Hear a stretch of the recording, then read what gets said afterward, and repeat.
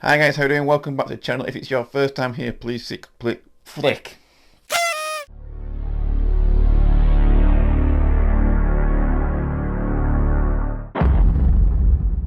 Hi guys, how you doing? Welcome to the channel. If it's your first time here, please don't forget to click subscribe down there and also give me a thumbs up. Today we're going to take a look at a new Ola Englund video. I don't usually look at other people's videos that much, but the other day this one came up while I was watching TV. I was watching YouTube on the TV and Ola came up and I just thought, oh, this is an interesting video. It's basically 10 amps, 10 heads, should I say, one riff, one cab and one mic. All the amps are unboosted and they're in a mix, and the mix kind of dies down a bit lower into the background so you can actually hear what the amp sounds like on its own. It's a great video. I don't think Ola's done it himself. His friend from Field probably reamped this because Ola's actually not in the video playing or anything, doesn't appear in it. So I've got a feeling that it's just his friend that's done a bit of reamping and done the video for him so he can put it up on his channel. Either way, it doesn't really matter. It's a great video. Now, one of these amps I own myself. It's an EVH 5153 EL34S. The other amps I don't own, but some of them I have actually played through myself. Now, when I listened to this video, it was through the soundbar on my TV. It wasn't very loud because it was quite early in the morning. So obviously at the other side of the living room, it's quite a big living room. I couldn't really focus on the tones properly. I wanted to revisit the video, but I also wanted to talk about the video because there's some things that really shocked me in the video, or at least surprised me about the amps. We're going to play the video now and I'm going to keep pausing it while I'm talking to you guys. So unfortunately, you're going to see the back of my bald head, which, if you didn't know, that is exactly why I wear a hat in videos. So here we go, it's coming on now. Ads! Damn YouTubers. They always put ads on, don't they? You wouldn't catch me doing anything like that. I'm going to skip the ads, obviously, because nobody watches them.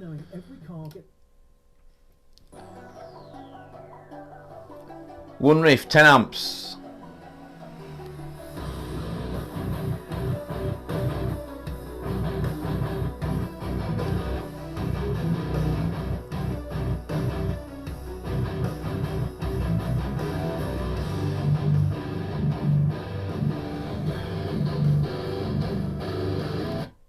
So first of all, I just want to pause the video right there. I own this amp, the EVH EL34S. The tuning here, what this video is in, is a lot lower than anything I use, so it's hard for me to distinguish whether it sounds like kind of similar to what I'm used to hearing and what I'm used to playing through.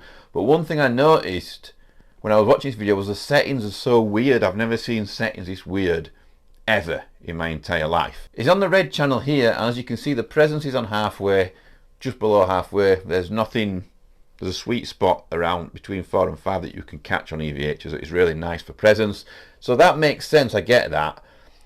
The volume is just, you know, kind of between 2 and 3, which is just normal if he's recording. What's weird is the EQ. The high is way up to like, I don't know, like 3 o'clock, something like that. The mids are down to like 9 o'clock. And the lows are also down there to 9 o'clock. And I find that really weird. Now the EL34S, it does have quite a high, when you're picking notes and really attacking the string, it kind of jumps out and it has quite high frequencies there. And I try and tame those a bit. I would have thought that this would have enhanced them even more, having the highs up so high and the low so low. Maybe the resonance is cranked on the back. Who knows what the resonance setting is, because that is around the back. But I just thought, you know, it's worked for him. It sounds great in the demo. There's no doubt about that. The head sounds amazing. But I just thought maybe those aren't the settings that he's used. I don't know.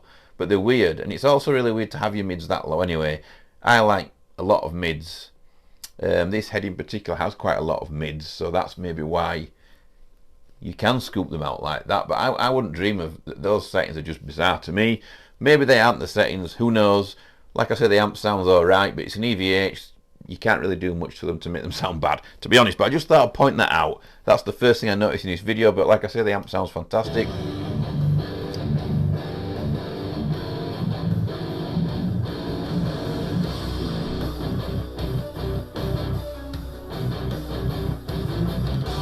So this is the Mesa Badlander 100, this one, and it sounds better than the EVH in this video to me. It sounds more aggressive and also tighter I really like the sound of that amp. JCM 800. It's a 2205, my favourite JCM 800 out of them all. Got a bit more gain than the others.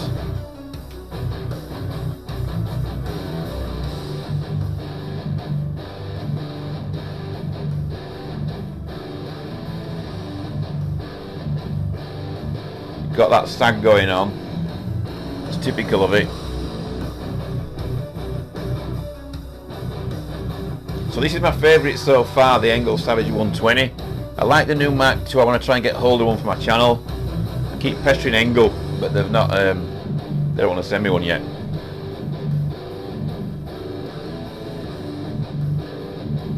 That's my favourite so far. It's the most focused for me. 14 sigil. Smaller wattage head, but you can't really tell in the mix that it's a smaller wattage. It's not lacking anything. Doesn't sound quite as full as the others, obviously, but sounds okay. I've never used that head, never played through it. It's an old Randall.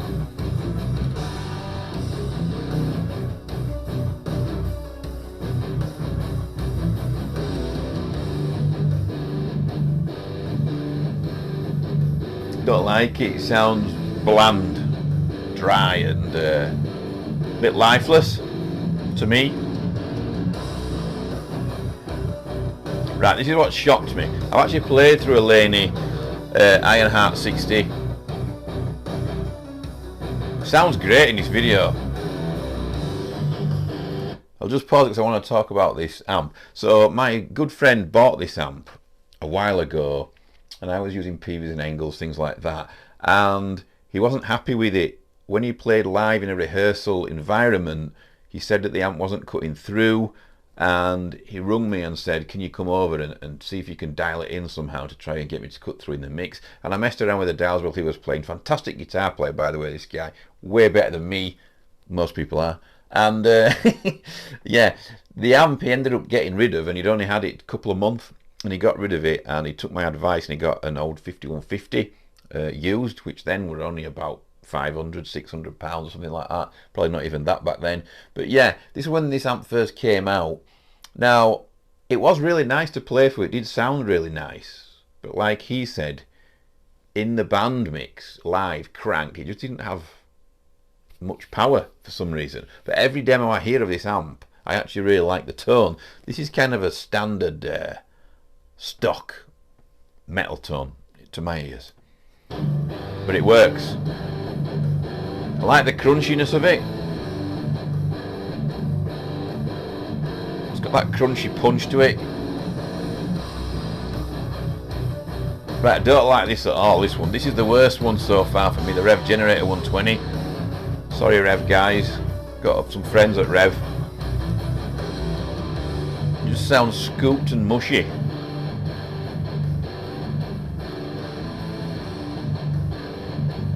It's got plenty of gain, but the Laney's way better and way cheaper. Orange Dark Terror, very small head.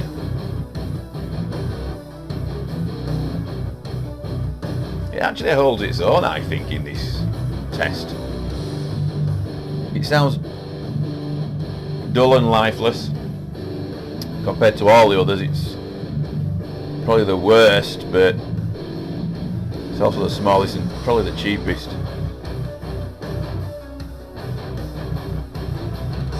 Really like the sound of this Satan. It's a Satan 50, this Ola's head obviously. These didn't last too long. I don't know anybody with one. That's okay, it's nice, but it's not as good as a Savage and the Laney for me. So there you go. There's all the heads. The reason I wanted to do this video and talk about it is not really to pick a winner, although I probably will do, and the winner for me I think was the Badlander or the Savage. It's a bit of a tie.